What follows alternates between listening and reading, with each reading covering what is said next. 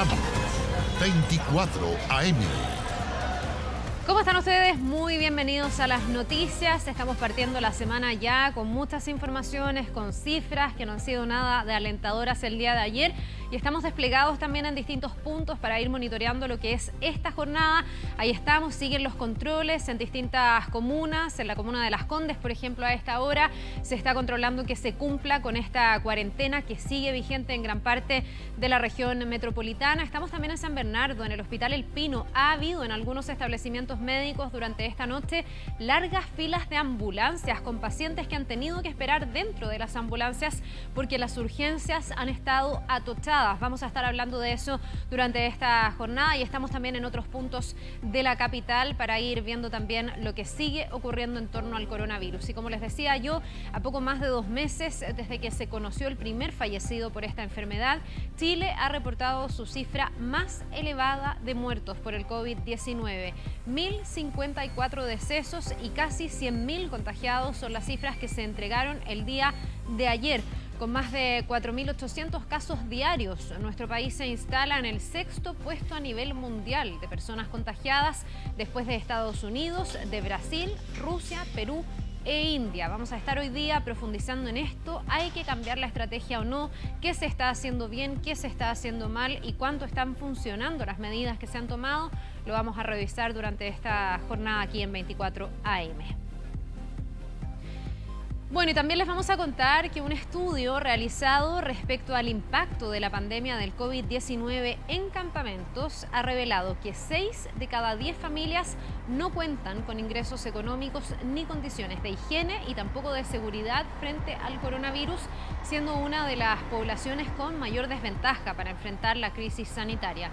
Los resultados además demuestran que la percepción de riesgo de contagio es sobre el 80%, así como la manifestación de tener poca confianza frente a una atención de salud que sea adecuada. Otro aspecto de este estudio arroja que la población migrante de campamentos no accede a los beneficios de emergencia en igual proporción que el resto de los hogares. Bien, vamos a ver también lo que ha pasado en el exterior con una situación bien crítica en Estados Unidos. Este domingo se cumplió ya el 6º día de manifestaciones por la muerte de George Floyd. Al menos 40 ciudades han decretado toque de queda y la Guardia Nacional se ha desplegado en 7 estados. Donald Trump acusó a grupos de extrema izquierda de estar detrás de estas protestas. Decenas de miles de manifestantes volvieron a tomarse las calles este domingo en todo Estados Unidos con manifestaciones pacíficas contra la muerte de personas negras a manos de la policía, que se han visto empañadas, eso sí, por disturbios que han golpeado a ciudades desde Filadelfia a Los Ángeles, con episodios incluso cerca de la Casa Blanca. Autoridades locales y estatales han desplegado a miles de soldados de la Guardia Nacional y han impuesto estrictos toques de queda. Cerraron además el transporte público para poder frenar los movimientos de los activistas. Hay más de 4.000 personas que hasta este momento han sido detenidas, una situación que también vamos a estar monitoreando a lo largo de este día. Bien, y vamos de inmediato a la calle. Vamos con Rodrigo Pérez, que está en el Hospital El Pino, para saber cuál ha sido la situación estas últimas horas. Hola Rodrigo, buen día. ¿Qué tal? ¿Cómo te va? Buenos días. Esta es la imagen en vivo a esta hora del Hospital El Pino en la comuna de San Bernardo. Pero si nosotros hacemos una comparación de otras situaciones de otros días anteriores, recordamos, por ejemplo, la semana pasada cuando habían muchas ambulancias y que incluso estaban tocando sus sirenas como protesta por la gran cantidad de estos vehículos de emergencia con pacientes en su interior. La gran mayoría de ellos han estado con casos confirmados de coronavirus o bien sospechosos. Y durante esta noche estuvimos también aquí en el Hospital El Pino, pero hubo una menor cantidad de ambulancias en comparación a jornadas anteriores. Cuando estuvimos habían 2 vehículos que mantenían dentro a pacientes confirmados con la enfermedad, pero que se mantenían desde las 8 de la tarde aproximadamente a la espera de ser atendidos. Aquí lo importante que hay que recalcar es que la emergencia o el sector de urgencia del Hospital El Pino siempre está funcionando. La situación es que ante la gran cantidad de pacientes que llegan simultáneamente por distintas partes del sector sur de la región metropolitana, que es el sector que atiende aquí el Hospital El Pino, hace que la demanda de pacientes colapse un poco la atención en el sector de urgencia, pero aún así continúa con la atención. Y no solamente eso, sino que también tiene que estar continuando con los otros tipos de emergencia, no solamente coronavirus, y es por eso que se generan estas distintas situaciones. Pero durante esta noche estuvimos en el Hospital El Pino, habían dos ambulancias en su momento, más temprano, a eso de las 9 de la noche, habían cerca de 6 ambulancias que estaban afuera de la urgencia del hospital con la finalidad de tener algún tipo de atención y así prestar asistencia médica a los pacientes que se mantenían dentro de estas ambulancias. Conversamos con una paramédico nosotros durante la noche que nos explicó cómo ha sido la situación dentro del hospital, cómo también se ha tratado a las personas que llegan hasta este recinto, así que revisemos parte de ese testimonio que nosotros pudimos recopilar durante la noche. Llegamos como a las 8 más o menos y ya todavía estamos acá, pero estamos esperando porque estamos viendo que adentro se desocupe algo. Está lleno. Tenemos que esperar, pues tenemos que ser empáticos con los compañeros y esperar nomás, pues tener paciencia. Nosotros lo estamos monitoreando acá en la ambulancia y cualquier cosa que nosotros veamos que no está a nuestro alcance, avisamos adentro.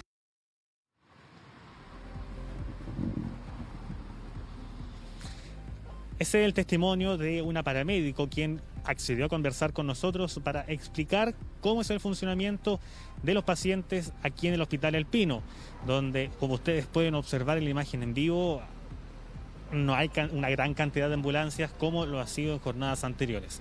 Pero no solo en ese recinto asistencial hemos estado, también estuvimos en el Hospital Clínico de la Pontificia Universidad Católica de Chile, ahí en Santiago, en Marcoleta, donde en ese recinto asistencial también se presentó una gran cantidad de ambulancias que llegaron hasta este recinto con la finalidad de atender a sus pacientes, la gran mayoría de ellos con coronavirus.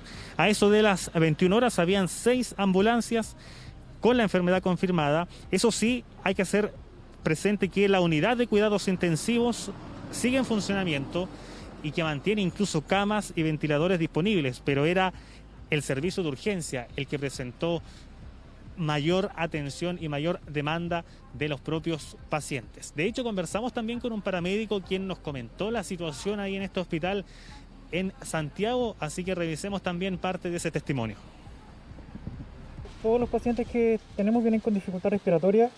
Es un estado de gravedad porque necesitan oxígeno y bueno, las ambulancias no dan para que estén más de 2 o 3 horas acá afuera en espera. Así que lo que estamos haciendo es esperando que nos avisen para poder ingresar al paciente. Es que todo un paciente que presente dificultad respiratoria, todos los síntomas de COVID, es un paciente que necesita, en este caso, oxígeno, y eso ya amerita tener un centro hospitalario, si no sería manejo en el domicilio. Más que nada por eso se está haciendo el traslado al servicio de urgencia.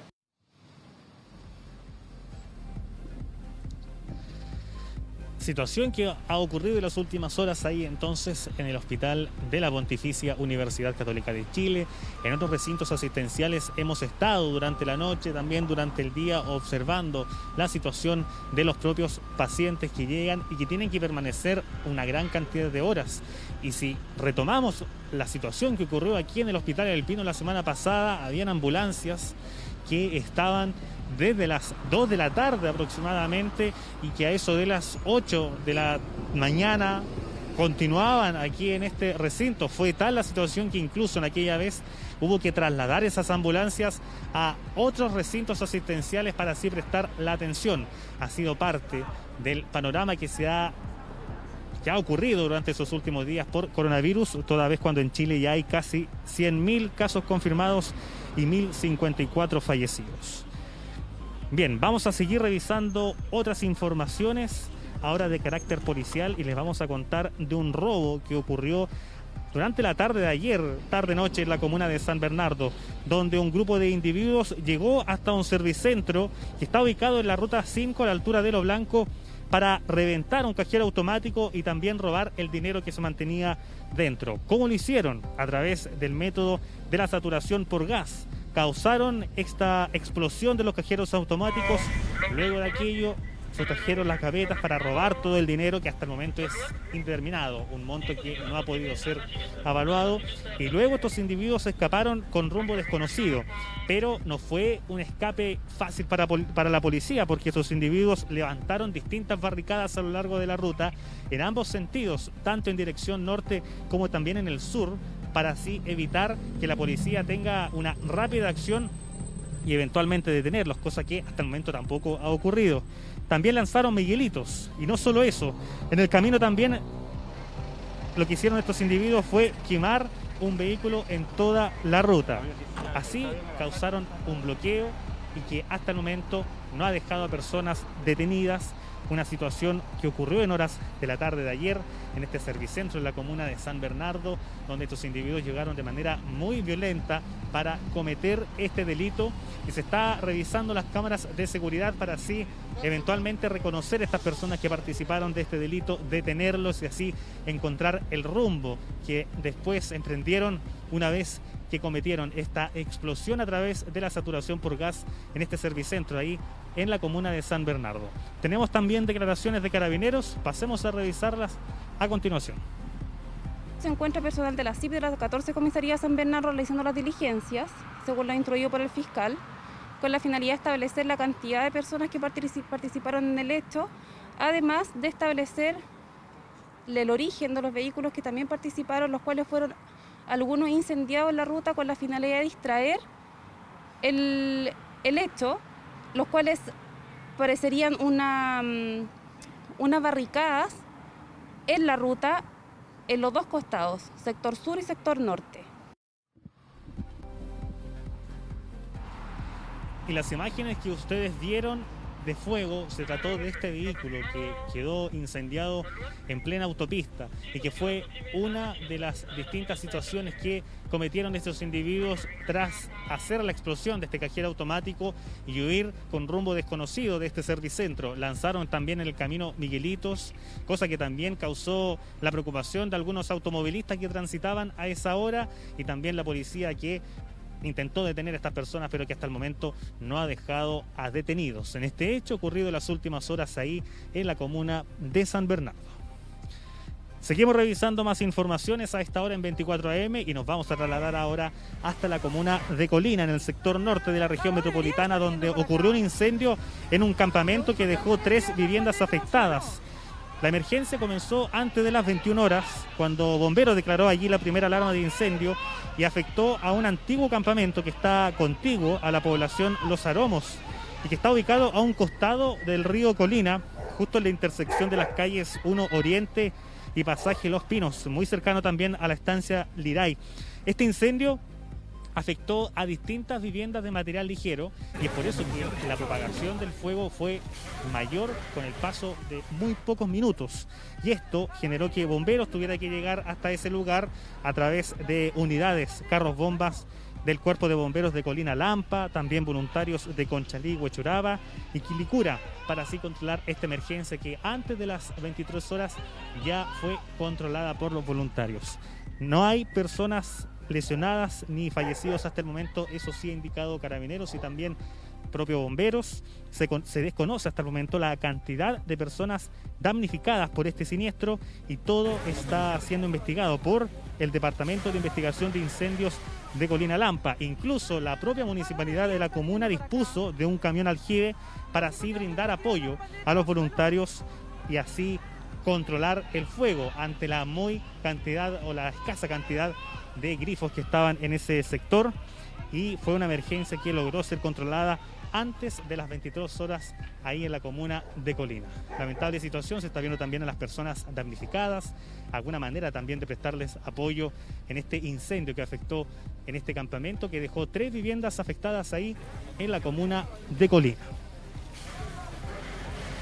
Seguimos revisando otras informaciones y durante la noche hemos estado muy atentos a la situación de los ciudadanos extranjeros que han estado alojando, durmiendo, acampando afuera de sus distintos consulados. Y tal es la situación de los ciudadanos peruanos, también colombianos y bolivianos. Estuvimos con ellos, con estas 3 embajadas, consulados. Uno de ellos fue el consulado de Bolivia, donde hay cerca de 350 ciudadanos bolivianos que se encuentran ahí. Llevan cerca de una semana y media aproximadamente afuera de su consulado en la comuna de Providencia y aseguran que no han tenido ningún tipo de respuesta. Es otro grupo al que nosotros conocimos a comienzos de mes, y si bien el primer grupo se fue a albergues, este otro grupo no ha tenido ningún tipo de solución y esperan que durante esta semana las autoridades de su país a través del consulado puedan brindar algún tipo de ayuda, como por ejemplo ir a un albergue, que para ellos sería la solución por el momento, porque la solución definitiva, aseguran, es un viaje, ya sea terrestre o aéreo, directamente hasta Bolivia, y así cumplir también con las distintas medidas, o bien ir a un albergue y cumplir con la cuarentena por ese periodo, que es, por ejemplo, lo que ha ocurrido cuando un grupo de bolivianos fue a distintos albergues de Providencia y también a otros puntos de la capital. Conversamos con uno de ellos, nos explicó cómo ha sido la situación durante estos últimos días, así que revisemos parte de ese testimonio. Ustedes saben que estas temporadas el frío asienta demasiado, ¿verdad?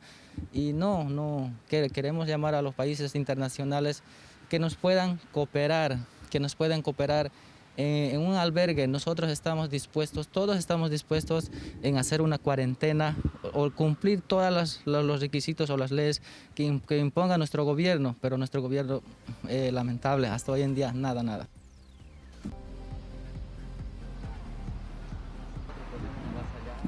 Situación similar también han estado viviendo los ciudadanos peruanos, que también llevan cerca de 15 días afuera de su consulado, ahí en calle Antonio Veler, también en la comuna de Providencia. Son cerca de 250 personas, la mayoría de los que están ahí, nos indicaban, eran jóvenes, hombres, porque hace algunos días se fueron algunas embarazadas, también niños y adultos mayores a distintos albergues, pero estas personas que se encuentran allí están a la espera que también durante esta jornada puedan entregarle algún tipo de solución y mantienen la esperanza que desde su consulado puedan entregar algún tipo de ayuda, ya sea ir a un albergue o también realizar algún tipo de viaje humanitario para regresar a su país.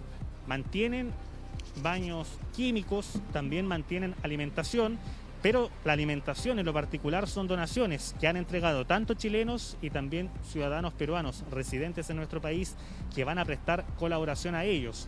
Pero la mayor demanda que hacen es que también puedan entregar, primero que todo, alguna solución de hogar, si se considera que también el fin de semana estuvo lloviendo en la capital, y por otro lado también, si es que esa situación de, por ejemplo, un albergue no llega lo más pronto posible, alguna solución de alimentación o también de recursos, que es lo que ellos han estado solicitando. Tenemos también declaraciones de la comunidad peruana, así que revisemos esas declaraciones.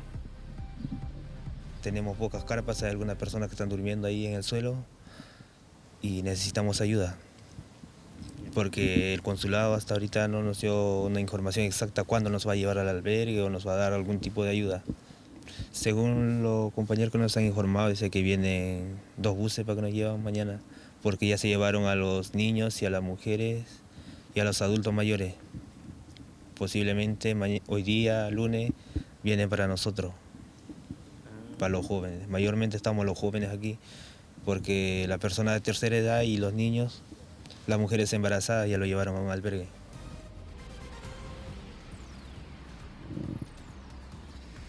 La esperanza para ellos es ir a un albergue, porque tanto embarazadas, también niños y adultos mayores ya fueron trasladados a estos distintos recintos, pero ellas esperan también tener una suerte similar. Y es por eso que presionan a sus autoridades para regresar a su país y así cumplir la cuarentena y pasar con sus seres queridos la crisis del coronavirus. Situación igual de similar que viven los ciudadanos colombianos que están afuera de su consulado, también en la comuna de Providencia, ahí en la avenida Andrés Bello, donde permanecen incluso algunos casi un mes acampando.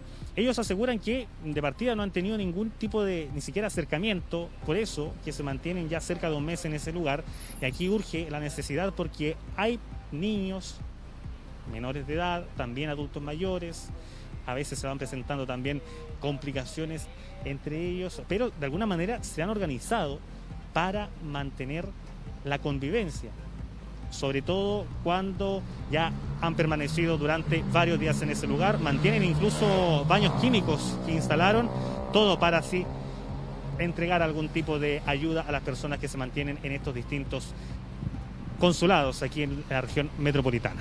Bien, parte entonces de las últimas informaciones. Nosotros regresamos aquí hasta el Hospital El Pino. Ya vamos a estar en los próximos minutos ampliando más información. Nos despedimos con esta imagen de la situación a esta hora aquí en este recinto asistencial en la comuna de San Bernardo. Bien, Rodrigo, muchas gracias por este reporte, no solo en el Hospital del Pino, vamos a estar desplegados en distintos lugares, distintos establecimientos para saber cómo está funcionando todo en una semana que se presume va a ser tremendamente exigida para nuestro servicio de salud. Muchísimas gracias, hasta un ratito más. Bien, y avancemos también a otras noticias relacionadas obviamente con el coronavirus. Después de 4 días de cuarentena preventiva, este domingo regresó al trabajo de forma presencial el subsecretario de Redes Asistenciales, Arturo Zúñiga. Las autoridades de salud explicaron que su PCR fue negativo y que una nueva resolución publicada el día sábado en el Diario Oficial permite terminar con el aislamiento si es que se descarta la enfermedad mediante un test PCR. El ministro Mañalich en La Moneda, la subsecretaria Daza, nada fuera de lo normal en el contexto de la pandemia. Lo que llamó la atención fue la llegada del subsecretario de Redes Asistenciales, Arturo Zúñiga. El día 26 de mayo, a través de sus redes sociales, el subsecretario informó que iniciaba su aislamiento preventivo por contacto estrecho con una persona confirmada con COVID-19. Estaré con teletrabajo, decía Zúñiga. El teletrabajo continuaba este sábado, como afirmaba el ministro Mañalich. Afortunadamente él se mantiene sin síntomas, no se ha hecho todavía examen de PCR porque les recuerdo que lo ideal es que ese examen de PCR se haga aproximadamente al 5.º día, que se cumple el día de hoy, sábado, para obtener la máxima positividad. Por eso sorprendió este domingo la presencia del subsecretario de Redes Asistenciales, quien estuvo junto al ministro Mañalich y subsecretaria Daza más de 3 horas en reunión con el presidente Piñera. Tal como lo dice el protocolo, cada persona que es considerada un contacto estrecho, si por medio de una PCR el resultado es negativo, esa persona termina su periodo de cuarentena. Según explican en el Ministerio de Salud, este mismo sábado el subsecretario fue por su examen de PCR. Hasta el día viernes el protocolo, publicado en el mes de marzo, indicaba guardar 14 días de cuarentena si hubo contacto estrecho con un caso positivo de COVID, independiente del resultado del PCR. Determinación que cambió este sábado 30, según explicó a través de su cuenta Twitter el subsecretario. En el mensaje se adjuntaba un link hacia la resolución exenta número 403 que actualiza las medidas sanitarias por el brote COVID-19. Dispóngase que las personas que hayan estado en contacto estrecho con una persona diagnosticada con COVID-19 deben cumplir con medidas de aislamiento por 14 días o hasta que se haya descartado la enfermedad mediante la realización de un test PCR. El doctor Carlos Pérez, infectólogo de la Clínica Universidad Los Andes, explica las alternativas a la cuarentena de 14 días luego de un contacto estrecho. Una alternativa es que se realice el test de PCR, aunque esté asintomático, pero no antes de 5 a 7 días para determinar si se infectó, ¿no es cierto?, y debe seguir guardando la cuarentena. En caso que esté negativo, podría considerarse la posibilidad que deje de efectuar la cuarentena, pero siempre que el PCR sea realizado no antes de 5 a 7 días desde el contacto de riesgo. Eso sí, el Consejo Asesor COVID-19 en su minuta del 23 de mayo recomienda lo siguiente. Todas las personas con sospecha de infección por SARS-CoV-2, incluyendo a los contactos estrechos de una persona con infección documentada, deben realizar una cuarentena estricta durante 2 semanas, el periodo de incubación de la enfermedad, independiente de un resultado positivo o negativo de PCR. Cambios en los protocolos, se actualizan las medidas para enfrentar la pandemia. Regresa el subsecretario Arturo Zúñiga cuando la ocupación de camas críticas alcanza el 88% a nivel nacional y el 96% en la región metropolitana. Bien, vamos a algo que cuesta tanto entender, como que no se aquilatara la situación que estamos viviendo. 19 personas fueron detenidas por participar de una fiesta clandestina, esto en el portal Fernández Concha de Santiago Centro. De ellos, los organizadores, una mujer y un hombre, fueron formalizados, pero además ya habían incumplido el artículo 318. El Ministerio del Interior presentó una querella y aún así el tribunal declaró ilegal la detención porque aseguró que los policías ingresaron al inmueble sin autorización, por lo que dejó a los imputados con medidas cautelares, pero de baja intensidad.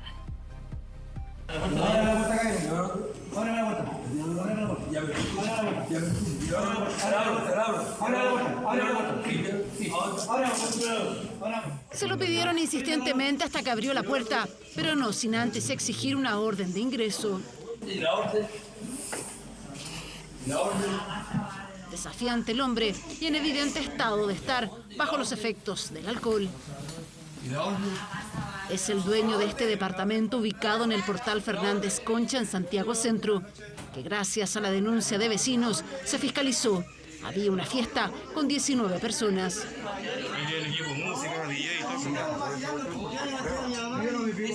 El organizador de la fiesta había contratado a un DJ para efectos de generar esta fiesta, contando incluso con tornamesa, luces, música, etc. ¿Quién está a cargo del departamento? ¿Cuál es la orden? ¿Cuál es la orden? Reunión donde claramente no se respeta cuarentena ni toque de queda, mucho menos medidas de salud.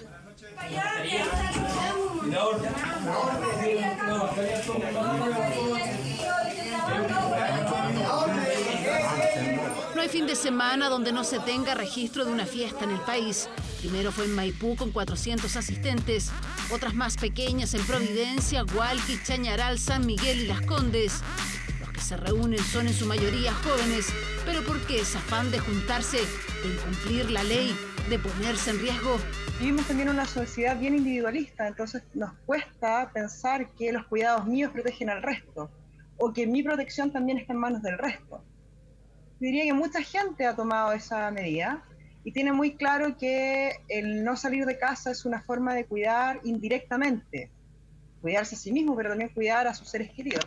Pero hay otro porcentaje de gente que en realidad está pensando que no es tan grave, fíjate. Pero para esta psicóloga, esa postura y también la que han adoptado algunos adultos jóvenes que incumplen las medidas tiene relación con la información que se entregó en primera instancia con aquellas potenciales víctimas del COVID-19. Yo creo que las primeras informaciones que se nos dieron con respecto a que era un virus que era potencialmente peligroso para ciertas poblaciones que estaban en más riesgo, creo que ha sido como una excusa que también han ocupado para poder decir, no, en realidad a mí me va a dar, pero va a ser un resfrío simple. Sin embargo, lo que sabemos ya de los registros de las UPC es que no es así, que la gente joven también está conectada a respirador y que... Cerrar la puerta, no vaya a cerrar la puerta, déjala abierta, déjala abierta. Pero estos jóvenes claramente no entienden, tampoco el dueño del departamento que según Carabineros lo arrendó para celebrar un cumpleaños. Continúen los carretes. Francamente es inaceptable y como sociedad tenemos que repudiar este egoísmo de algunos, mientras muchos, la mayoría, hace esfuerzo, se queda en la casa, hace tremendo sacrificio en pos de la cuarentena y de salir del coronavirus. De los 19 participantes, 17 de ellos quedaron apercibidos por el Ministerio Público, mientras que el dueño del departamento y organizador, más otros 2 asistentes que ya tenían infracciones al artículo 318, fueron detenidos y formalizados. Y aquellas personas que no entiendan que ponen en riesgo la salud de todos los chilenos cuando cometen este tipo de irresponsabilidades, tendrán que responder frente a la justicia. Presentaremos acciones legales especialmente contra aquellas 3 personas que además son reincidentes de incumplir tanto el toque de queda como la cuarentena. Si bien el Ministerio Público solicitó la prisión preventiva y arrestos domiciliarios, el tribunal determinó arraigo nacional y firma mensual, por lo que la Fiscalía apelará a la resolución. En Las Condes, por segunda semana consecutiva, inspectores municipales detectaron una nueva fiesta en el mismo departamento, por lo que se cursaron las infracciones, así como también se investigará al dueño del inmueble para establecer sus responsabilidades. Bien, vamos a otra cosa. En un documento de 7 páginas, al menos 40 expertos proponen al presidente de la República, Sebastián Piñera, una serie de cambios en la política para enfrentar el coronavirus en nuestro país. Un aporte especializado que fue cuestionado ayer por el subsecretario Arturo Zúñiga. Queremos profundizar en este tema. Vamos a tomar contacto para eso con Andrea Pino, que tiene más detalles. Hola Andrea, buen día.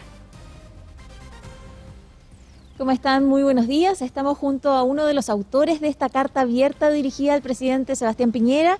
Él es Gonzalo Bacigalupe, investigador del Centro de Investigación para la Gestión Integrada de Riesgo de Desastres y máster en Salud Pública de la Universidad de Harvard. Gonzalo, buenos días. Hola, buenos días. Gonzalo, respecto del contenido de esta carta abierta, ¿cuáles son las propuestas que ustedes hacen en esta carta dirigida al presidente Sebastián Piñera? Bueno, primero que nada, proponemos que esta pandemia se vea realmente como el desastre que es. De alguna manera lo que nosotros deseamos es evitar la catástrofe. De alguna manera esta pandemia se ha visto mucho, es una crisis sanitaria muy grave, pero en ese sentido ha creado un desastre y pensamos que el nivel de fallecidos en la siguiente semana, en este mes y el que sigue, va a tener características catastróficas y de alguna manera las medidas que podamos tomar hoy día van a servir para poder evitar esa catástrofe de alguna manera en julio. ¿Qué medidas?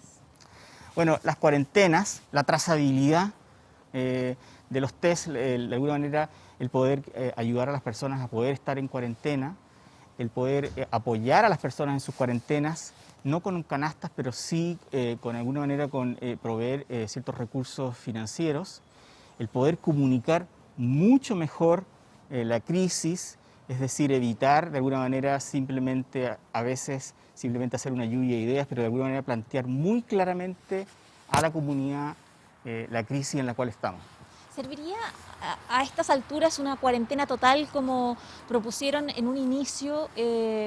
¿Por cuánto tiempo? ¿Dónde? La situación es grave en Santiago, pero también lo es grave en las regiones. Y el contagio es cada vez más en aumento entre la gente más vulnerabilizada en este país.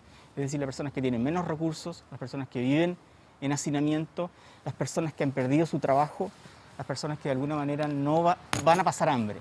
Yo ya he conversado con muchas personas, personeros, líderes que trabajan organizaciones sociales y hay hambre. Esto es una crisis de alguna manera humanitaria, no es solo una crisis sanitaria y eso es lo que hacemos énfasis muy propositivamente. La verdad es que este es un grupo muy heterogéneo de científicos y expertos investigadores. La mayoría estuvimos conversando acerca de esto por mucho tiempo. Esto no es algo que se nos ocurrió ahora, hemos estado hablando acerca de los problemas en la estrategia. Ese es lo medular. Hay una serie también de medidas que tienen que ver con enfatizar un enfoque de género, que tiene que enfatizar la protección de los niños y de las mujeres. De alguna manera, insistimos, hay que prestar atención a los grupos más vulnerabilizados. Si no, estamos creando las bases para un trauma colectivo que puede ser fatal. Tenemos que evitar una crisis, tenemos que evitar un estallido. Lo que sucede en Estados Unidos nos debe alertar a las tensiones sociales que se crean. Esto es mucho más que un virus. Estas medidas, algunas, si no muchas, de las que se proponen, ya se habían propuesto de diferentes maneras, quizás no en esta carta dirigida al presidente, pero son medidas que vienen rondándose ya semanas, sino meses. ¿Por qué creen que no se han adoptado decisiones al respecto? Una columna suya de la semana pasada, en La Segunda, hablaba precisamente de este tema. ¿Será acaso necesario un cambio de conducción? ¿Por qué no se toman en cuenta estas medidas que se vienen repitiendo ya hace varias semanas? Sí, mi columna, que de alguna manera fue una columna angustiosa, de alguna manera viene de un sentimiento mío y de otras personas, de sentir que de alguna manera no estamos siendo escuchados. Yo entiendo que se cometan errores. Yo entiendo que en una crisis no podemos saber, y menos en esta no sabemos cuándo termina. Esta es una pandemia que de alguna manera no tiene un claro fin. Y yo creo que lo que queríamos poner atento de alguna manera atender en la columna es a esta urgencia que existe. Y de alguna manera yo creo que tengo la impresión, muchos de los acuerdos, y hay muchas sugerencias y realmente hay una serie de cartas que se han enviado que son complementarias a lo que nosotros estamos planteando. Pero de alguna manera yo creo que se ha prestado mucha atención a un acuerdo post-pandemia. Pero en realidad nosotros estamos frente a un tsunami en este momento y a otro por venir. Y cuando estamos frente a un tsunami ocurriendo y otro que viene, no podemos estar pensando en qué vamos a hacer después. Sí, por supuesto, es un elemento, pero se debe comunicar ahora la urgencia de lo que está sucediendo hoy. Debemos evitar las miles de muertes que van a ocurrir si es que no se toman medidas que de alguna manera, yo creo que vienen de distintos flancos. Hay muchísimos grupos que han planteado medidas y no solo críticas como se ha planteado. Nosotros hemos sido muy propositivos. Nosotros queremos evitar que se nos vaya una generación de personas. Queremos evitar que mis padres mueran, queremos evitar que los abuelos y padres de otros mueran. ¿Cuáles son las proyecciones del grupo y las suyas personalmente de no haber cambios como sugieren? Bueno, una de las cosas que yo he escrito mucho es acerca de la dificultad de entender cómo se produce un desastre lento. Un desastre lento se produce con una curva exponencial. Es muy difícil entender el crecimiento exponencial. Es muy difícil para todos nosotros aceptar que podamos tener 1000 muertos de aquí a 15 días o menos. No sé exactamente las proyecciones, es muy difícil dar números. Nadie debe poder dar números porque nos podemos equivocar. Y de alguna manera podemos alarmar y crear pánico. Pero es necesario elevar la percepción de riesgo que tienen los ciudadanos. Estamos en este momento afuera, estamos en un patio, no estamos en la calle, pero escuchamos muchísimos vehículos en este momento. ¿Qué pasa si hay en este momento un accidente de tránsito? ¿Dónde se va a atender esa persona? ¿Qué pasa con las personas que viven en este barrio y en muchos otros barrios respecto a sus tratamientos de cáncer, a enfermedades crónicas? Los hospitales están colapsados y lo decimos muy claramente en la carta. Esto no da más en términos del sistema de salud y no es solo COVID, porque hay una serie de otras enfermedades que algunas no están siendo atendidas. Una de las propuestas que hacemos en la carta es prestar mucha atención y fortalecer la atención primaria. Es ahí donde se puede dar la trazabilidad, es ahí donde podemos seguir.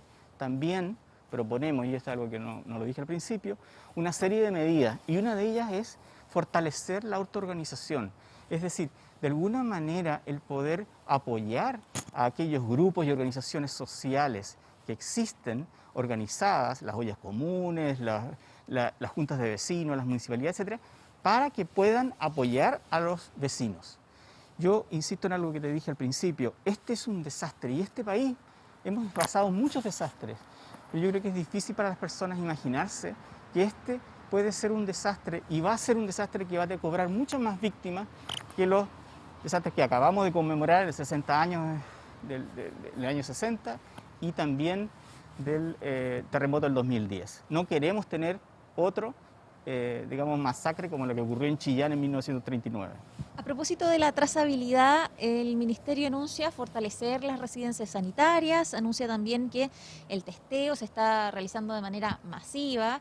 Dice el subsecretario que eso nos ubica, el número de test nos ubica como uno de los países que está realizando mayor número de pruebas en la región. ¿Es suficiente las medidas que se han adoptado al respecto? ¿El testeo se está haciendo bien? ¿Debería corregirse en algo? Necesitamos hacer testeo más allá del sistema de salud, más allá de, por así decirlo, de los puntos de atención, de las clínicas, los hospitales, que ya están colapsados con la atención terciaria. Nuestros doctores, nuestras enfermeras están completamente sobrepasados. Y esto lo conocemos a nivel personal y sabemos que los números están ahí. Muchos doctores y enfermeras no hablan, están muy ocupados, los tenemos que cuidar. Son esta primera línea que se conversa, que de alguna manera está en peligro todos los días. Pero ahora, volviendo para atrás, necesitamos ir a buscar a los contagiados. No basta, necesitamos trazadores, necesitamos utilizar el sistema de atención primaria, necesitamos utilizar muchas otras herramientas para buscar a las personas, de modo que sepamos realmente quién está contagiado. Hay una serie de estudios que demuestran que probablemente el estudio más conservador, Ricardo Baeza ha hecho los estudios y también está en la carta, hay que multiplicar por 3 los números que se nos plantean en la vocería diaria. Debo decir algo, además puedo decir algo respecto a la vocería. Yo creo que la vocería todos los días, que es la que a todos vemos en la televisión, particularmente el fin de semana, es una gran oportunidad para comunicar de un modo mucho más empático, de un modo mucho más honesto, estructurado, no es el momento para decir cosas al aire, no es el momento para experimentar con ciertos mensajes poco claros y confusos. Debe ser completamente coherente y cohesivo. Es una gran oportunidad, de alguna manera, de lograr más confianza con la comunidad. Gonzalo, se nos acabó el tiempo, pero para finalizar, junio, julio, ¿podrían ser meses más complejos o vamos a ver los efectos de esta cuarentena que se ha extendido en la región metropolitana, cuarentena parcial por lo demás todavía? Exacto. Muchas de los investigadores con los cuales hemos estado trabajando, que nos hemos de alguna manera esforzado por transmitir la información, sabemos que lo que suceda ahora en junio, la cantidad, por ejemplo, de fallecidos en las siguientes semanas, no va a depender de lo que pasó en las 2 últimas semanas, en estas últimas medidas. De alguna manera siempre vamos a ir con retraso porque uno hace medidas de este tipo y ve los efectos en 3, 6 semanas más. Por lo tanto, junio, y lo reconoce todo el mundo, se ve muy oscuro. Pero julio y agosto podrían ser mucho más oscuros. No es para crear pánico, pero es necesario escuchar. Yo la verdad me da miedo, y lo he planteado en las redes, me da miedo el que no hagamos lo suficiente para evitar otro estallido que de alguna manera tenga consecuencias aún mucho más negativas. Gonzalo Bacigalupe, investigador del Centro de Investigación para la Gestión Integrada de Riesgo de Desastres, CIGIDEN, además máster en Salud Pública, académico, uno de los firmantes de esta carta abierta dirigida al presidente Sebastián Piñera, donde se proponen una serie de medidas, como ya nos explicaba Gonzalo, para hacer frente a esta pandemia, sobre todo considerando el complejo panorama que estamos atravesando y los meses que vienen también. Carla. Bien, pues es importante ir escuchando distintas voces, todas las contribuciones aquí también buscan ser recogidas para poder ir poniéndole freno, ¿no?, a estos contagios que obviamente se han disparado en el último tiempo y que presumen que este junio podría ser muy duro. Muchas gracias a tu entrevistado, Andrea, gracias a ti también. Nos vemos, una buena jornada. Bien, y así están las calles a esta hora. Tenemos 8 grados, es una mañana fresca, bueno, para la época absolutamente ad hoc, así que salga abrigadito y deberíamos llegar hasta los 20 durante esta tarde. Ya vamos a estar con el informe del tiempo y tenemos más noticias a la vuelta de esta pausa. Bien, vamos a una historia muy triste. Su cuerpo estuvo 16 horas en el baño de un CITE. Así fue la muerte de un hombre de 86 años, quien era positivo por coronavirus. Sus vecinos dicen que no estaban en conocimiento, aunque la autoridad sanitaria ha asegurado que la notificación sí fue realizada. La jornada de ayer el lugar fue sanitizado y se realizó el traslado de algunas personas. El señor no hablaba, no podía casi ni caminar. ¿Qué nos dijeron? No, señora, déjelo dormir y mañana le dan una sopita. Él falleció a las 12:30 y recién sacaron el cuerpo a las 4:30 de la mañana de hoy día. Las palabras de Yasmín y Bárbara representan el sentir de 7 familias que viven en un mismo CITE. Denuncian la muerte de un adulto mayor de 86 años con coronavirus, pero nunca lo supieron. Murió al mediodía del sábado. Su cuerpo fue retirado a las 4:30 de la madrugada del domingo. Pasaron al menos 16 horas. Él vivía recogiendo latita y de su pensión eso era de lo único. Le daban pollito, papita y de eso comía él. El señor no tenía teléfono, por ende no había ningún contacto a quien llamar, a quien recurrir. ¿Siempre solo? Siempre solo, caballero. Compleja realidad, graficada en todo este CITE, la gran mayoría está cesante, son cerca de 15 personas, hay incluso niños. El adulto mayor murió en el único baño del lugar, compartido por todos. Vecinos llamaron a carabineros, pero no habría existido coordinación con la autoridad sanitaria. El municipio debió intervenir a las horas después con el certificado de defunción y posterior traslado en una funeraria. ¿Cuál es la complicación de todo esto? Es la falta de protocolos que estamos teniendo en estas situaciones que son distintas, porque al final del día no solamente tuvimos un adulto mayor fallecido, hoy día en este minuto tenemos familias en condición de hacinamiento y que probablemente están todos contagiados.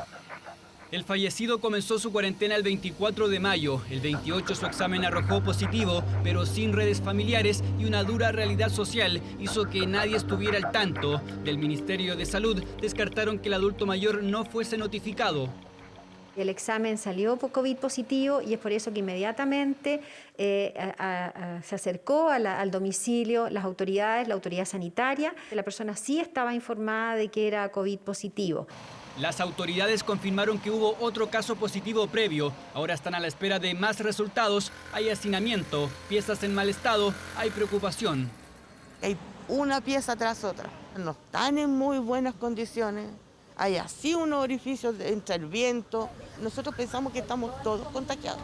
¿Por qué? Porque ocupamos el mismo baño, la misma ducha. Entonces es como obvio no contagiarse. Durante la mañana del domingo, el municipio sanitizó el exterior e interior del CITEE. La Seremi de Salud ofreció el traslado a una residencia sanitaria. 2 aceptaron. Que cuenta con todas las comodidades para que ellas puedan cumplir su aislamiento. Dado las condiciones de hacinamiento en este CITEE, es muy probable, altamente probable, todos de partida son contacto estrecho, por lo tanto todos ellos tienen que hacer su cuarentena. Las personas que en este momento todavía no han decidido trasladarse a residencia están con todas las recomendaciones. Los que no aceptaron por cuidar sus pertenencias y habitación deberán realizar la cuarentena en el CITEE, lugar hacinado con solo un baño, ahí donde murió un adulto mayor positivo, supuestamente notificado. Aún así pasaron 16 horas para su traslado. 6 de cada 10 familias que viven en campamentos en nuestro país no tienen ingresos económicos. Es la alarmante cifra que reveló la encuesta COVID-19 en campamentos de Chile, realizada por la Escuela de Gobierno de la Universidad Católica y Techo Chile. Este es el primer estudio sobre la muestra de una población viviendo en condiciones de vulnerabilidad e informalidad en nuestro país. Vamos con Dani Linares, que tiene más detalles sobre este estudio y la situación que viven las personas que son efectivamente las más vulnerables. ¿Cómo estás, Dani? Buen día.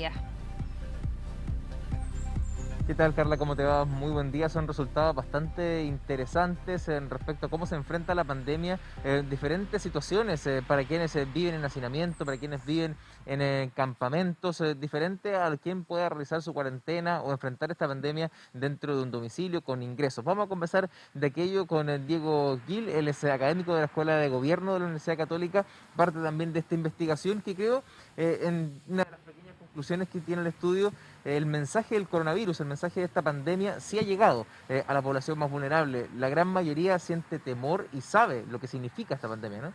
Sí, muchas gracias por invitarme a comentar este estudio. Efectivamente, a la pregunta de cuán preocupados las personas de campamento están respecto a que ellos o sus familiares se contagien del coronavirus, más del 80% de las personas que nosotros encuestamos con este estudio manifiesta que está muy preocupado de que ellos o sus familiares se contagien de este virus.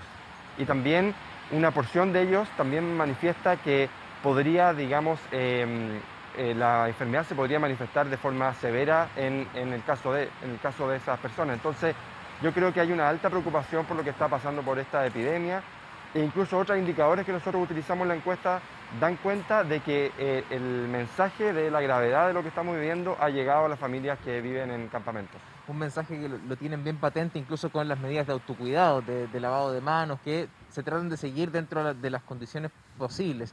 Pero sí hay un punto, creo, relevante respecto a qué ocurre si se enferman.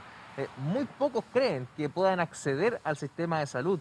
Creen que no va a haber disposición de camas para personas en esta situación. Claro. De hecho, es una pregunta que más nos llamó la atención cuando nosotros pudimos analizar los resultados. 3 de cada 10 personas que viven en campamentos señalan que ellos no contarían con una cama de UCI, una cama de atención crítica, en el caso de padecer la enfermedad con síntomas muy graves y requerir, digamos, esa atención hospitalaria. Lo que de alguna manera da cuenta de la decepción con la que viven muchas personas en campamento, en el sentido de que no tienen acceso al sistema sanitario de forma adecuada, o al menos no creen que ellos puedan acceder al sistema sanitario, independiente de cuán preparado ahora está para recibir ese tipo de enfermos, digamos, por el coronavirus. En ese sentido, si bien el mensaje se ha entendido y bastante de lo que es la peligrosidad de este virus, sí hay una diferencia, al menos entiendo, se puede inferir en lo que las medidas que se toman, si bien son para un general y no para poblaciones en particular, como por ejemplo quienes viven en situación de campamento o en hacinamiento, ya que ahí ellos creen que están un poco más alejados del sistema. Claro. Efectivamente, vivir en un campamento significa vivir con un alto grado de vulnerabilidad social. Eso significa que muchas familias que viven en campamento no tienen acceso a los servicios públicos que muchos otros que vivimos en el país tenemos. Por lo tanto, cuando ellos, digamos, dan cuenta de que muchos de ellos no tendrían acceso a un sistema de salud, independiente de que la autoridad sanitaria han tomado medidas para expandir digamos, la oferta de hospitales, etcétera, en el caso de personas que se contagien con coronavirus.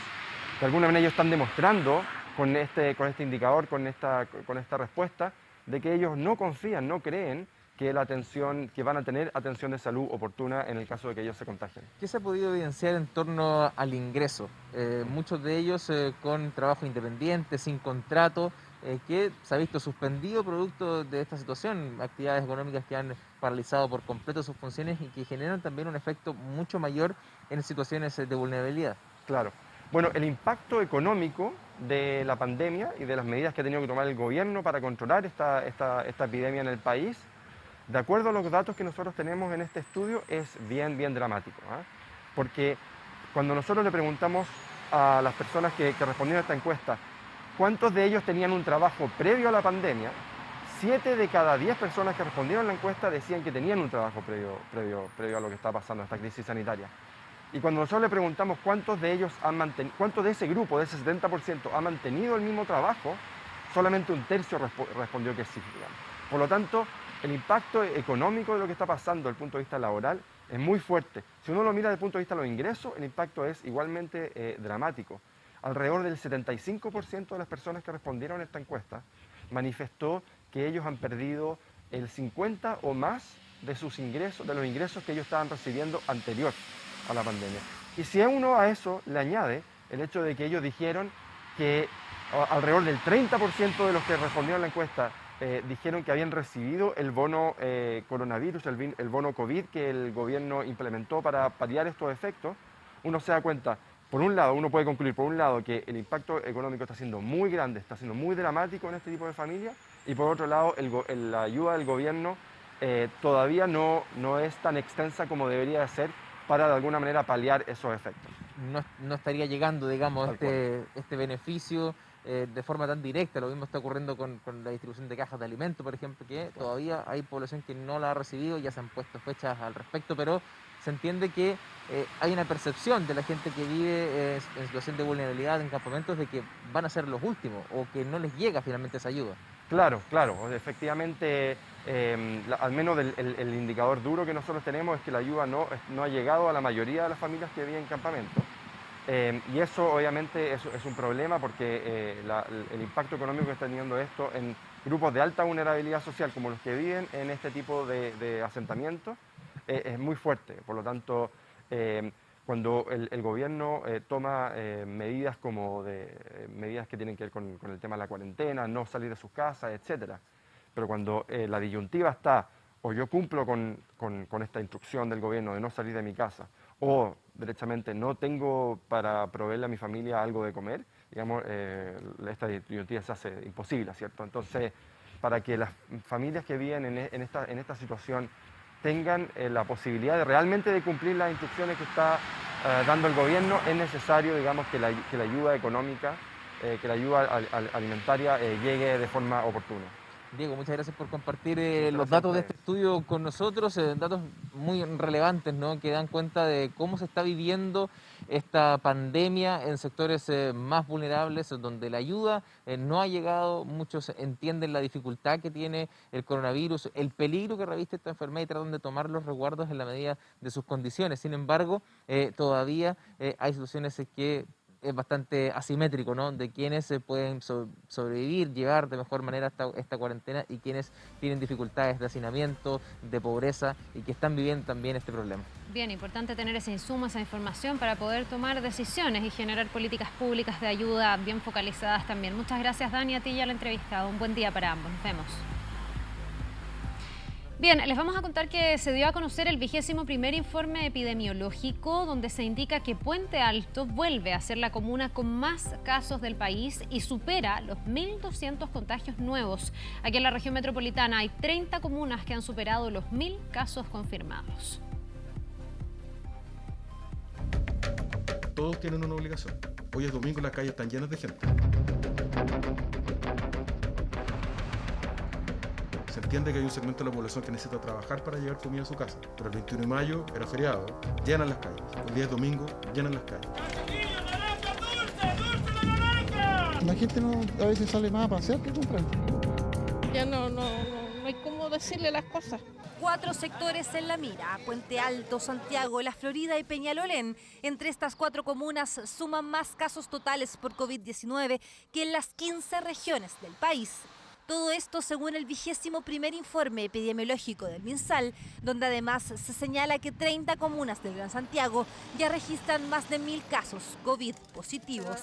Puente Alto lidera con 5.770 contagiados. Que nuestros vecinos se cuiden el doble, y por eso también es importante que el Estado llegue con ayuda, con las cajas de mercadería y también con esta alternativa que estamos generando de la billetera Puente Alto. Es la única manera de hacer que la cuarentena no se transforme en un lujo, que la cuarentena también sea algo que pueda implementar gente que es vulnerable, gente que es de escasos recursos. Precisamente son estas 30 comunas parte de las que hoy se encuentran en cuarentena total y obligatoria, pero en Santiago Centro, que registra 5.617 casos positivos de coronavirus, así se ven las ferias en su 10ª semana de confinamiento. La gente no se cuida. Si el otro día vi un matrimonio sin mascarilla y se enojó porque le dijeron que se pusiera mascarilla. Yo creo que esto es autocuidado nomás, nada más. Tratamos de mantener la distancia lo que más podemos.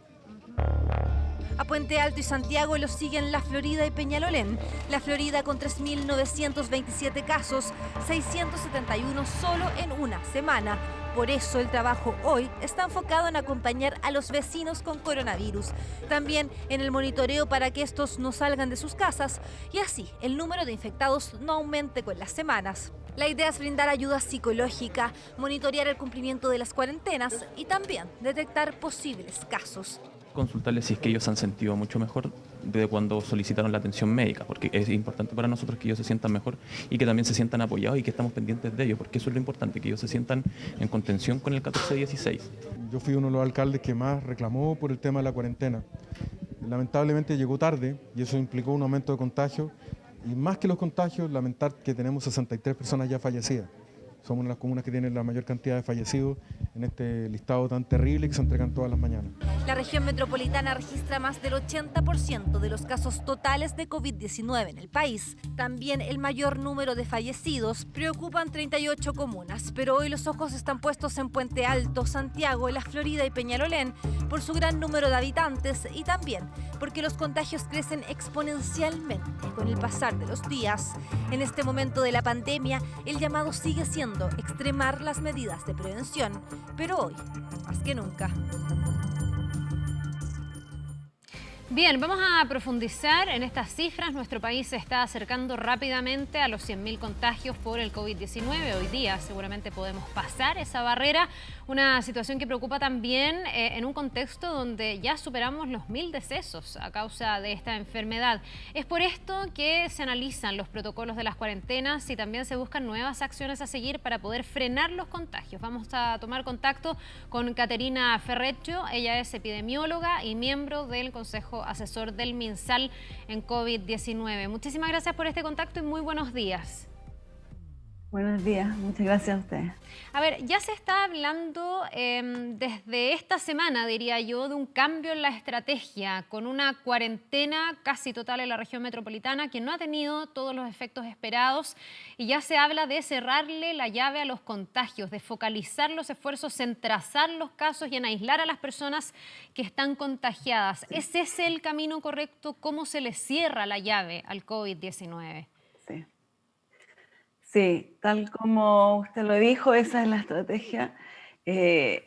Lamentablemente, por la magnitud que usted acaba de describir de la distribución de la infección, no es una sola llave, son en realidad cientos o miles en Santiago, como usted dijo, en Puente Alto y en todas estas comunas, miles de llaves que tenemos que cerrar.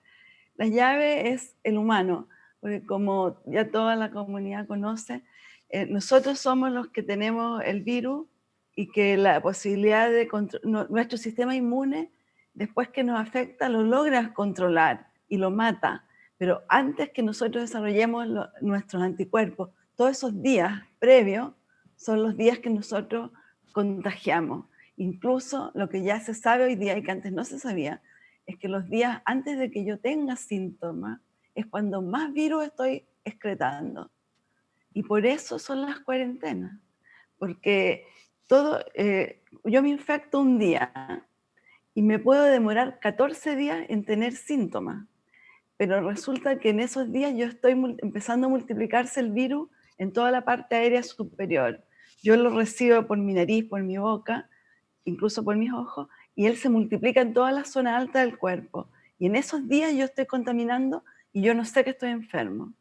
Entonces, si yo he tenido contacto con un enfermo, yo debo pensar que los contactos estrechos, que lo más probable es que el virus, porque es muy infeccioso, fíjese que se multiplica acá arriba en toda la zona aérea superior 1000 veces más que el de la influenza, la cantidad de virus que se producen. Y por eso basta que yo hable con una persona cercana para que el virus le llegue. Por lo tanto, si yo he estado con una persona en contacto cercano, lo más probable es que sí lo recibí. Y por lo tanto, durante los próximos 14 días, yo puedo en algún momento empezar a producir virus y a infectar a un tercero. Ya, de ahí la importancia entonces de aislarse, de mantenerse, ojalá actuando como que uno estuviera enfermo, aunque no tenga la certeza de que lo está. Exactamente. Y hoy día ya se sabe que la mitad de las personas nunca desarrollan síntomas, pero sí infectan en ese momento asintomático. Ahora, esa es la lógica detrás. Sí, a mí esto me genera una duda respecto de lo que vimos con el subsecretario Zúñiga durante este fin de semana. Él volvió a trabajar al día 5 después de haberse hecho un PCR que dice sale negativo, pero él estuvo en contacto con una persona que fue confirmada con COVID-19. Se le preguntó harto a la autoridad el fin de semana y finalmente la explicación es que este sábado se firmó un decreto que dice que si la persona tiene un test negativo puede volver antes de cumplir 14 días de esta cuarentena preventiva a trabajar tal como lo hizo el subsecretario. ¿No hay una contradicción ahí si estamos diciendo por un lado que hay que actuar como que uno estuviera enfermo y ahora decimos no, si hay un resultado negativo, ¿puede volver al trabajo? Bueno, esa fue una opción que tomó el ministro, que nosotros en realidad nos enteramos junto con la comunidad cuando vimos el decreto. No fue nuestra recomendación. ¿No se le consultó al Consejo Asesor? Nosotros teníamos una recomendación en ese sentido, que era que independiente del resultado del PCR, se mantuvieran los 14 días. Ahora, y lo pusimos explícitamente en nuestra recomendación, pusimos PCR positivo o negativo, no debería cambiar este comportamiento porque queremos asegurar que no haya ni una transmisión y el PCR no es 100% seguro. Puede tener hasta un 30% de lo que se llama falso negativo, que quiere decir que el examen le sale normal, pero en realidad usted tiene el virus. Y eso pasa tanto porque la tórula, el sistema de toma de muestra, puede fallar en tomar suficientes células donde está el virus, es una muestra que no es tan fácil de tomar, o porque en el laboratorio no se detecte, eso por cosas propias de la técnica. Y eso se sabe. Un PCR puede fallar hasta 30% de las veces teniendo el virus ahí. Entonces, generalmente en los hospitales, por ejemplo, si tiene el paciente el cuadro clínico, se lo repiten 2 o 3 veces, y a veces el cuarto sale positivo, a veces ninguno, y tiene el cuadro pulmonar de neumonía grave. Ya, por lo tanto, esto del regreso anticipado supone riesgos, en el fondo. Podríamos tener una persona que cree estar negativa, pero que sí está contagiando porque hubo una falla en ese testeo. Ese es el problema, y por eso, en realidad, efectivamente disminuye las probabilidades. Porque esta es una cuestión de probabilidades. Claro. Nadie sabe si se infectó. Y si usted tiene el examen negativo dentro de los primeros días de contacto, de los primeros 5 o 6 días, aumenta las probabilidades de que usted no se haya contagiado. Pero queda esta duda de la posibilidad de que sea un falso negativo, claro, o que tenga un periodo, o que sea de las personas que van a tener el periodo de incubación más largo y que no tenga suficiente cantidad de virus porque el test, para que salga positivo, necesita una cantidad de virus suficiente para que la reacción se haga positiva. Caterina, entonces por eso. Sí, le quiero preguntar por la estrategia que se ha aplicado hasta ahora. Bueno, sabemos que ha sido cambiante. El propio ministro Mañalich reconoció que los modelos en los que se basaron finalmente fracasaron en sus proyecciones. Se atrasó más de lo que a muchos les hubiese gustado la cuarentena prácticamente total para la región metropolitana, pero ya con la cuarentena instalada hace prácticamente 2 semanas, igual vemos que los niveles de movilidad no han bajado todo lo que uno quisiera. Hay mucha gente que está saliendo igual de la casa, hay gente que dice tengo que ir a trabajar y otros descriteriados que incluso hacen fiestas durante la cuarentena y uno francamente no lo entiende. ¿Es suficiente esta medida o qué más hay que hacer para frenar hoy los contagios para que no se nos vaya extendiendo el periodo crítico que podría ser junio hasta julio, incluso algunos dicen hasta más allá de julio? Sí, claro.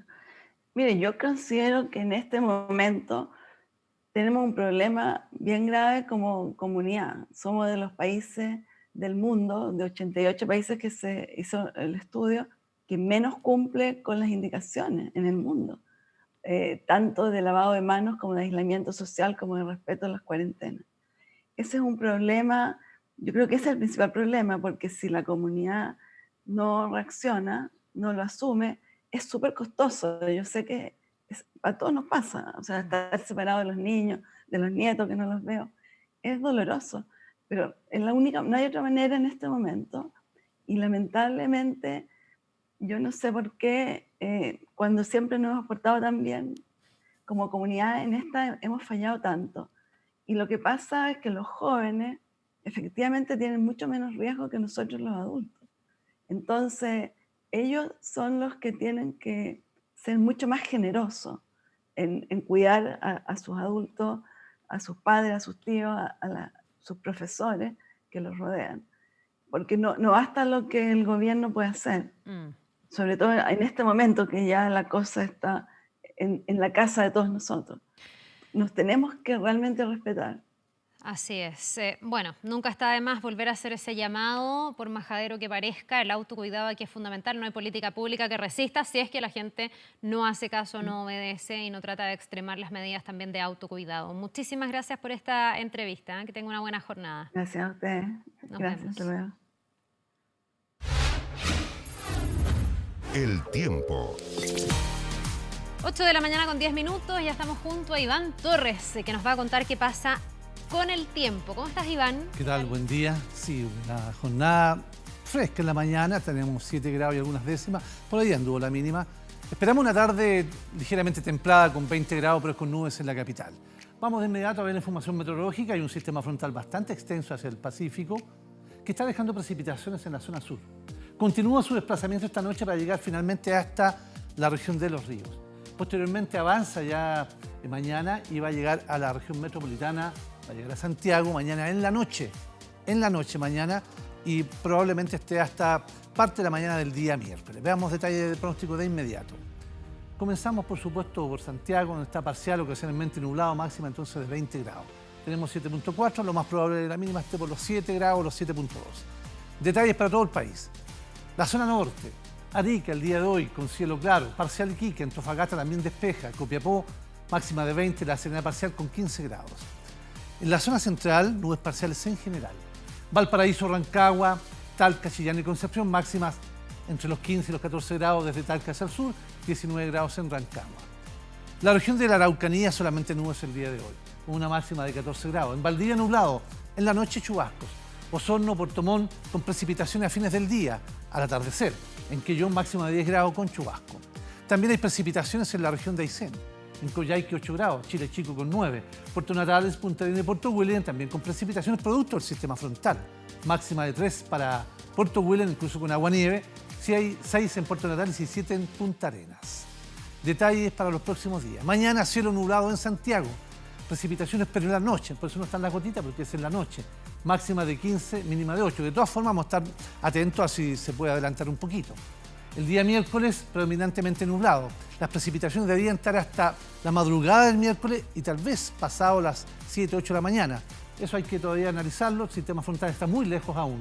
6 y 11 las extremas, el día jueves aparece el sol, también el día viernes y sábado. Vamos a tener días prácticamente soleados, con máximas al alza, pero las mínimas se mantienen un tanto bajas, entre los 2 y los 4 grados. Bien bajas las mínimas. Así es. Y el último dato, el sábado en la noche, algunos chubascos, 0.0 en Pudahuel, 0.1 en Quinta Normal, 8 milímetros en Tobalaba. O sea, muy poquito. Muy poquito, y obviamente, como nosotros decíamos la semana, esto es más que nada precordillera y cordillera, porque sí, las tormentas eléctricas obviamente no las alcanzamos a dejar el día que nos tocó acá, pero sí los chubascos en la noche, casi nada, lamentablemente.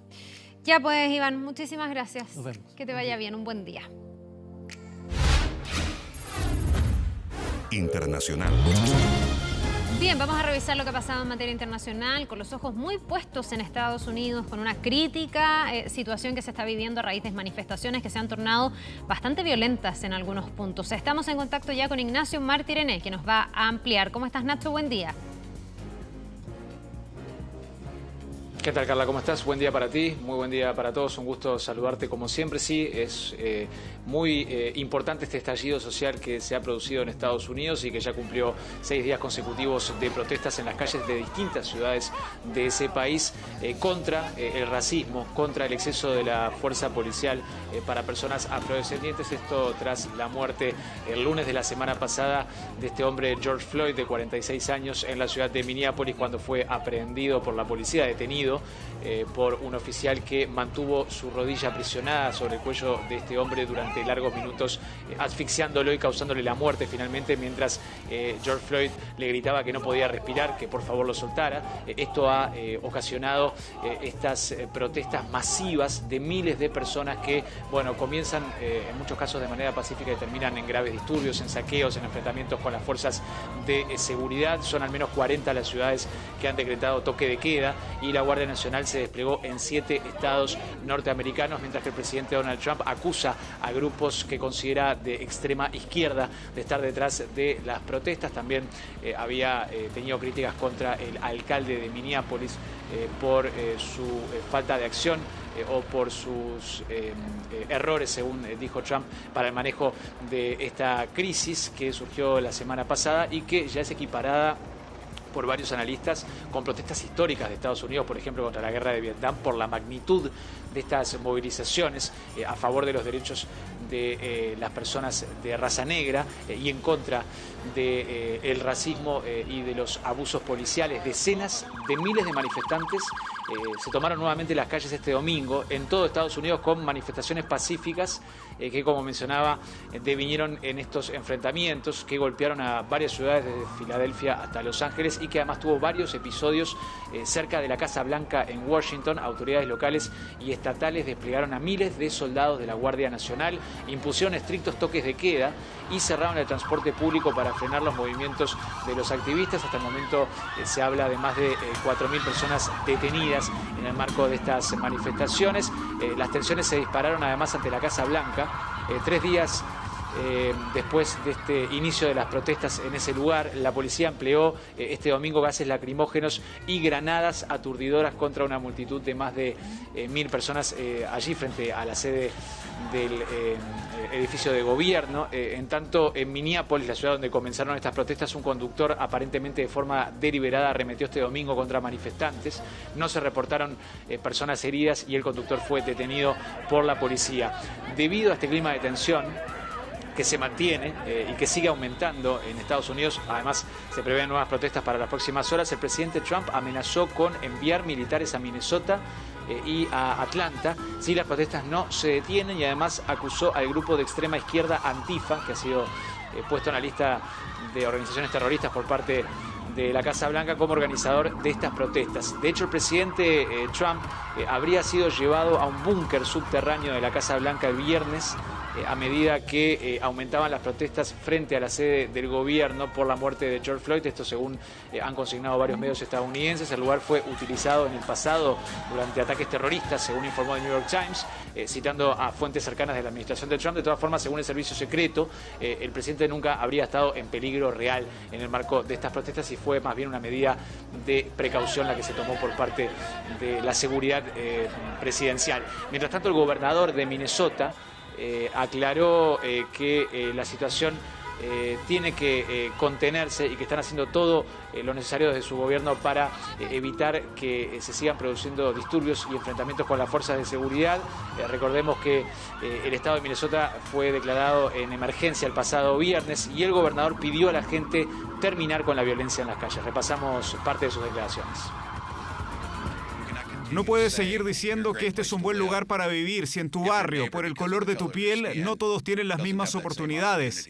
Nuevamente, quisiera agradecer a todos los que han participado para recobrar la confianza en las calles. No queremos volver a como estábamos antes, porque ese lugar no es bueno.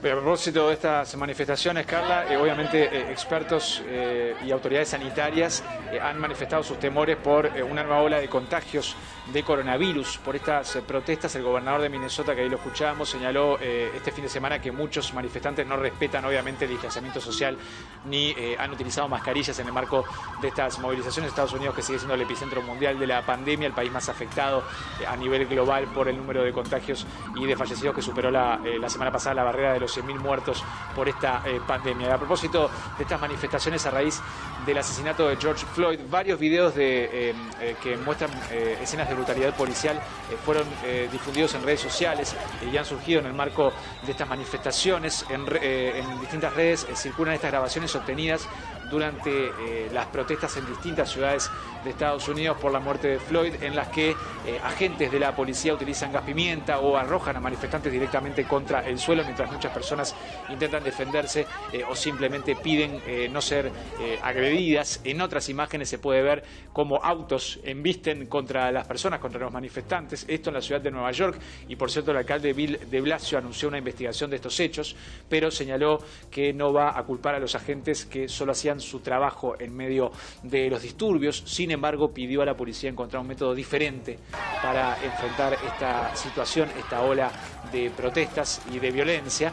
Las acusaciones de brutalidad policial han aumentado en todo Estados Unidos tras la muerte de George Floyd, que recordemos ocurrió el lunes de la semana pasada en Minneapolis, cuando un oficial mantuvo su rodilla sobre el cuello del hombre durante varios minutos hasta causarle la muerte. Un policía que fue detenido el viernes y que es acusado de homicidio que no fue intencional, pero que ha traído obviamente toda esta nueva ola de críticas hacia la acción de la policía y el exceso de la fuerza, principalmente contra personas de raza negra. No es nuevo este tipo de incidentes, lamentablemente, en Estados Unidos, y en los últimos años ha habido casos de personas afrodescendientes que han muerto a manos de la policía, que han reactivado estas protestas masivas de distintas organizaciones sociales. Hay policías, sin embargo, que han empatizado con estas manifestaciones, que han manifestado su dolor y su repudio por la acción de este oficial que fue detenido al causarle la muerte a George Floyd, y de hecho tratan de dialogar con manifestantes para evitar este tipo de disturbios y escenas de violencia. Vamos a repasar una de estas escenas, uno de estos registros de los diálogos de la policía con los manifestantes. I have a son who's 31. I've got a son who's 15, all right? And I have to have these conversations with them all the time. So we're not telling y'all to leave. What was going on up here was wrong. That's why we brought it to a stop. The loudspeaker, the yakking and the yapping. We said pause. Let these people remain here. Let them stay in the street. Let them express their grievances, because you have a right to be pissed off. We're over there.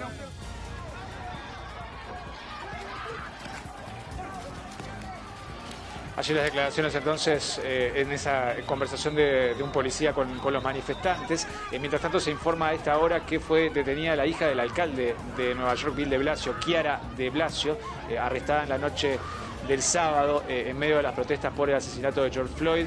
De acuerdo con el diario The New York Post, la hija del alcalde neoyorquino, que tiene 25 años, fue esposada por bloquear el tráfico en una calle del Bajo Manhattan y por negarse a dispersarse de una manifestación que estaba ocurriendo en ese lugar, precisamente contra la policía a raíz de la muerte de George Floyd. Escenas que se repitieron durante todo el fin de semana, Carla, que han generado gran preocupación, conmoción, mientras que aumenta la indignación por el accionar, por la acción de la policía en torno torno a este tipo de incidentes y con estas imágenes que repasábamos de exceso de la fuerza para el intento de dispersar las protestas que se mantienen en Estados Unidos y que tiene en vilo a varias ciudades de ese país, donde se mantiene el toque de queda y donde la Guardia Nacional está operando para detener este tipo de protestas. Veremos qué pasa en las próximas horas, pero ya se anuncian para hoy lunes nuevas manifestaciones en distintos puntos del país. Lo que más llama la atención o quizás genera preocupación para las autoridades es lo que está ocurriendo en Washington, muy cerca de la Casa Blanca, y que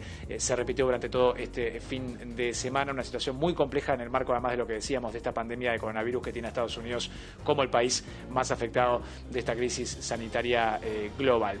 Y vamos a avanzar en otros temas mientras ocurrían estos incidentes tan violentos y tan preocupantes con la indignación de miles de personas por el racismo en Estados Unidos. Bueno, ese país también logró un hito histórico al enviar una nueva cápsula para acoplarse a la Estación Espacial Internacional. Los astronautas que viajaban en el SpaceX ya se encuentran en esa estación internacional tras la llegada exitosa de la nave Dragon Crew este domingo. Después de 19 horas de viaje, la cápsula espacial llegó a su destino junto a los dos astronautas a bordo, Bob Behnken y Doug Hurley. La nave Crew Dragon se unió así a la Estación Espacial Internacional, se acopló a la estación bajo la atenta mirada de todos los trabajadores y los funcionarios de la NASA que monitoreaban todo el proceso desde la Tierra. De hecho, bueno, hubo una transmisión en vivo por el canal de la NASA en YouTube, en Internet, de todo el proceso desde las horas previas al despegue el sábado en la tarde.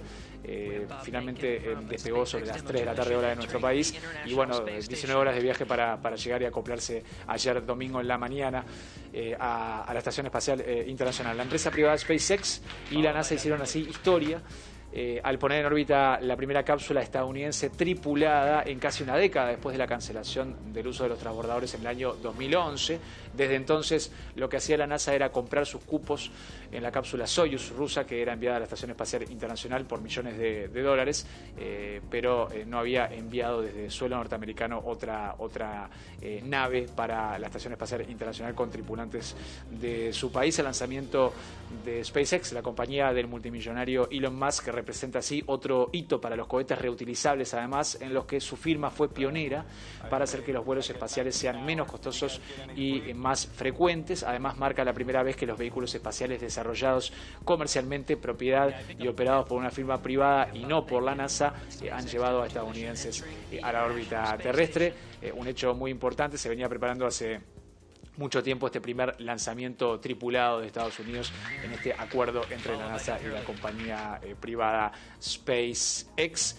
Una imagen que ha recorrido el mundo obviamente en las últimas horas. Nos quedamos en Estados Unidos con otro tema de la información internacional. Una nueva demanda interpuesta en un tribunal de Nueva York acusa de 4 nuevos delitos sexuales al exproductor de Hollywood Harvey Weinstein, uno de ellos contra una menor de edad. Los abusos ocurrieron presuntamente entre 1984 y el año 2013 en el contexto de festivales cinematográficos importantes como Cannes y Venecia. Entre ellos, una demandante afirma que tenía 17 años, era aspirante a actriz cuando Weinstein la invitó en el año 1994, según la declaración de esta mujer, a su habitación de hotel, donde la agredió sexualmente y la habría violado.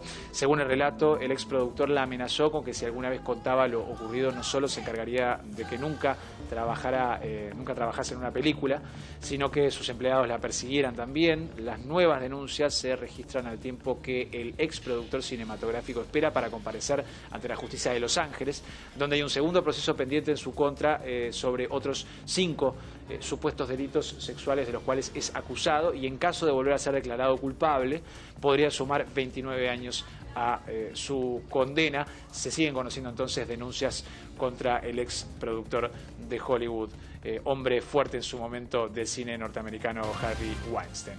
Y cerramos con esta información que tiene que ver con la cumbre del G7 que estaba prevista para realizarse en junio en Estados Unidos. Fue postergada por el presidente Donald Trump, según lo anunció el propio mandatario, quien dijo que quiere añadir más países a la lista de invitados. Según el anuncio del presidente Donald Trump, se aplaza la cumbre que estaba prevista para junio y ahora quedará fijada para el mes de septiembre. No creo que el G7 represente correctamente lo que pasa en el mundo, dijo Donald Trump en sus últimas declaraciones. Es un grupo de países muy obsoleto, aseguró el mandatario, y agregó que le gustaría ver a otras naciones como Australia, Rusia, Corea del Sur y a la India incluidas en este grupo de los países más poderosos, más industrializados del mundo. Además, según la portavoz de la Casa Blanca, Alyssa Farah, Trump quiere que los países dialoguen sobre China en esta cumbre que se va a desarrollar entonces seguramente en el mes de septiembre. Trump, que mantiene esa confrontación diplomática con China por distintos motivos, la guerra comercial, ahora la pandemia del coronavirus, también el tema de las telecomunicaciones, Huawei y otros enfrentamientos que mantiene constantemente el mandatario estadounidense. Lo último tiene que ver obviamente con la pandemia, con la responsabilidad de China en el origen de este brote de coronavirus, las críticas de Donald Trump hacia la Organización Mundial de la Salud por su gestión en esta crisis sanitaria global y su apoyo a China. Y recordemos que Trump el viernes pasado confirmó que cortaba relaciones y cancelaba completamente el financiamiento de su gobierno a la Organización Mundial de la Salud en plena pandemia, y mantiene entonces su ofensiva contra China a nivel internacional el presidente de Estados Unidos. Carla, cerramos con esta información en Panorama Internacional. Bien, pues muchas gracias, Ignacio. Vamos a estar bien pendientes hoy día a todo lo que pase en las calles de Estados Unidos, en distintas ciudades, temas con el que partías también tu despacho, porque es bien crítica la situación. Muchísimas gracias, que te vaya bien. Buena jornada. Y nosotros ya nos vamos despidiendo cuando son las 8 de la mañana, casi con 29 minutos. Así están las calles a esta hora. Y Transporte Informa está recordando que toda la calzada de Manuel Rodríguez al sur desde Moneda está nuevamente habilitada. Ha terminado ahí un trabajo de pavimentación. Claro, uno esperaría que no hubiese nadie transitando a raíz de la cuarentena.